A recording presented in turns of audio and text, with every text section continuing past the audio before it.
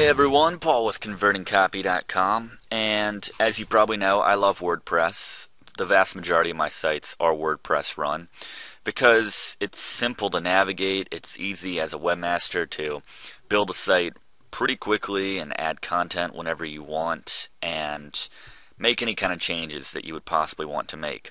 And that makes adding new content on a regular basis much easier, which in turn pleases Google. So the two kind of go hand to hand together, and it's kind of a mutual love there. So I always recommend that you use WordPress, and I have in the past put together videos showing how to set up a WordPress account on your website and everything like that, installing WordPress I should say. But it just got easier, actually. Well, it's been easier for a while, but I'm now showing and updating all of my methods to kind of go with this point-and-click interface that you can just use from a lot of the most popular web hosting companies' control panels. So I'm going to walk you through how to set up WordPress or install WordPress on your website immediately, pretty much, without having to go in and build your own MySQL database or anything like that. So what we're going to do is right now I am logged into my Namecheap hosting account, and once you have registered a domain somewhere else or have set up a Namecheap hosting account, you'll log into this control panel, and then you're just going to scroll down under all these options down to Soft Delicious Apps Installer. We're going to click on WordPress, and they have Joomla and Drupal, which are good if you're maybe more of a developer or a designer or something like that, or a programmer. But for most of us, we're just going to want to use WordPress as our blog software. So just click on that, and then just come up here, click install. Like I said, point and click easy. And you're going to make a few changes here. I'm going to make these changes right now as to pretty much just setting up the information about the WordPress account here and putting in like a password and things like that. So I'm just going to make up a secure password. I already put one in. So I'm going to put that right there.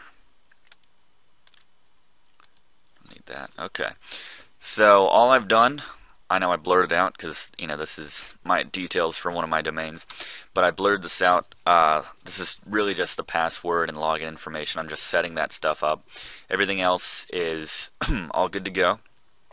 So when you are good to go, you're just going to click install button down here at the bottom, and you can see the bar filling up, and we are done.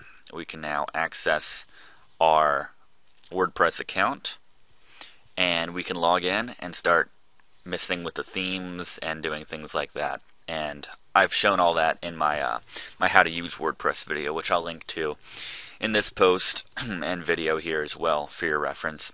But now let's do it with HostGator. So if you have HostGator hosting, it's another popular option, very cost effective. I'm here in the control panel, so once you log into you purchase your HostGator hosting account and log into your control panel, just come on down here, down to software, select quick install, and then they have blog software right here, WordPress. Click on that, click continue, and then you'll get to choose your domain that you want to install it to. You'll select your username and your admin. It's just the information you want to keep for your records. Where you want to install the blog on your website, you can just use it as the root directory or whatever you want to do. And that's pretty much it. That will install it. Just make sure, obviously, you have a domain on your hosting account with HostGator so that you can go ahead and do that. And then finally, GoDaddy, which I use for a lot of my sites.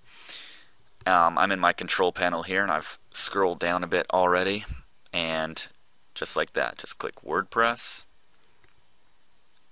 It'll be the first one listed because it is the most popular blogging software.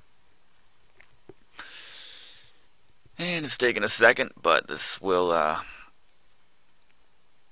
yeah, see right here, just click install now. It's going to ask you which domain you want to put it on. Again, make sure you have domains connected to your GoDaddy hosting account, and it's just that simple. And once you have that WordPress installed on your site, and that includes setting up the database and everything for it all on autopilot without your having to worry about any of that stuff, except for choosing your details basically for the database and for your WordPress account.